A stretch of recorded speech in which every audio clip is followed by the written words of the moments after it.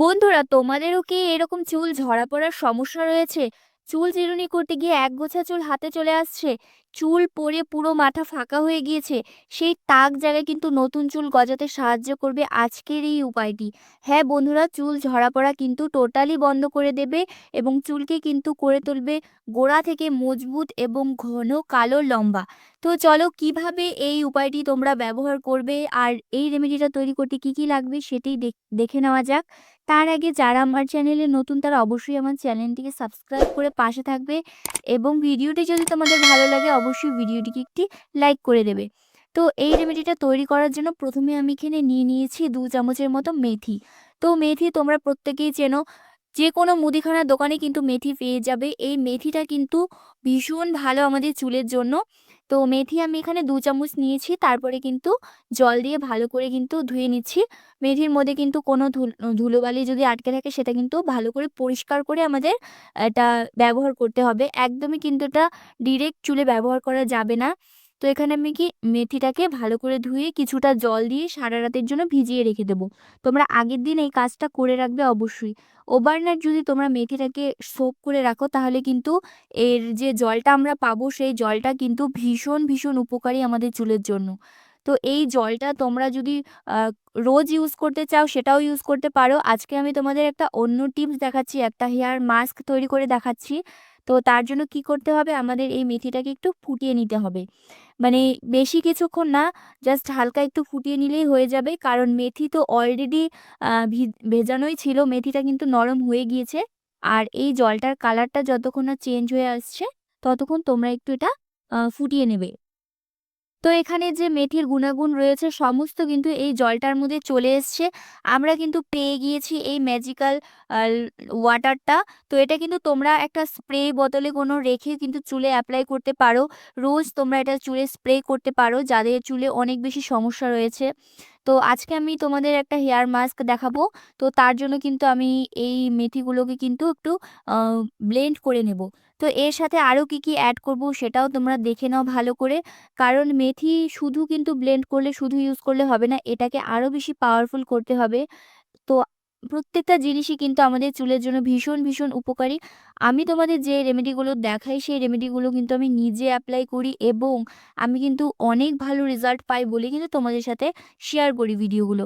তো এখানে কিন্তু জলটা একটু বেশি হয়ে গিয়েছিল বলে কমিয়ে নিয়েছি জলটা। একদম বেশি জল দেবে না, এতে কিন্তু লিকুইড হয়ে যাবে মাস্কটা এবং আমাদের কিন্তু পরে অ্যাপ্লাই করতে অনেক বেশি প্রবলেম হবে। তো এখানে আমি দিয়ে দিচ্ছি গাছের অ্যালোভেরা। তোমরা এখানে চেষ্টা করবে গাছের ন্যাচারাল অ্যালোভেরাটাই দেওয়ার। তোমরা চাইলে এখানে অ্যালোভেরার পরিমাণটা কম বেশি করে নিতে পারো। একটা পুরো পাতাও এখানে দিয়ে দিতে পারো, কোনো অসুবিধে নেই। তো আমি এখানে অল্প অল্প কিছুই দিয়েছি। তো এরপরে কিন্তু আমি লাস্টে দিয়ে দিচ্ছি কিছুটা টক দই। তো এই টক দই আমি দিয়েছি মোটামুটি 4 চামচের মতো। তো প্রত্যেকটা উপাদানকে ভালো করে মিক্স করে নিয়েছি। দেখো এখানে কিন্তু এরকম একটা পেস্ট তৈরি হয়ে যাবে। এটা কিন্তু খুব বেশি লিকুইডও হবে না এবং খুব বেশি ঘনও হবে না। তো আমরা পেয়ে গিয়েছি এই হেয়ার মাস্কটা। তো এটা আমি একটি আলাদা বাটিতে ট্রান্সফার করে নিচ্ছি।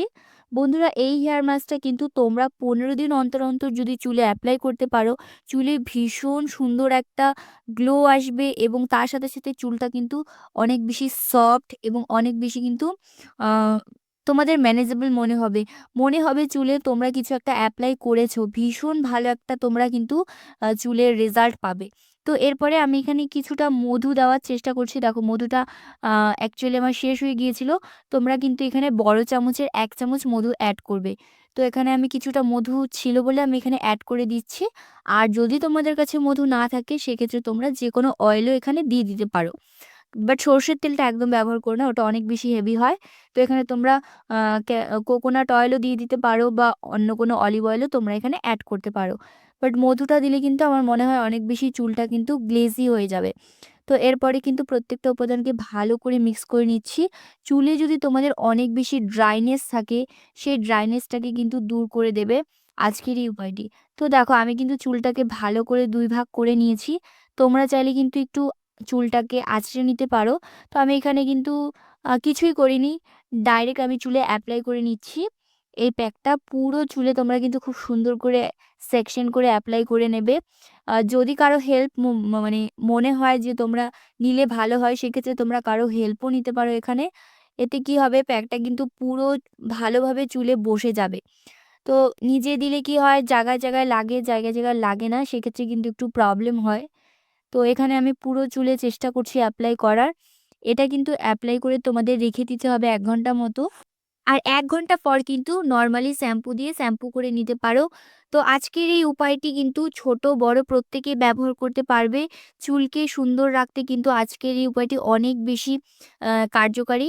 তো যাই হোক, আজকের ভিডিওটি যদি তোমাদের ভালো লাগে তাহলে অবশ্যই ভিডিওটিকে লাইক করে পাশে থাকবে। পরের ভিডিওগুলো দেখার জন্য কিন্তু নোটিফিকেশন বেলটা অন করে রাখবে। এতে কি হবে, আমার ভিডিও যখনই আমি পোস্ট করব তখনই কিন্তু সবার ১ম এ তোমাদের কাছে পৌঁছে যাবে। তো চলো আজকের মতো টাটা। দেখা হচ্ছে নতুন কোনো ভিডিও নিয়ে।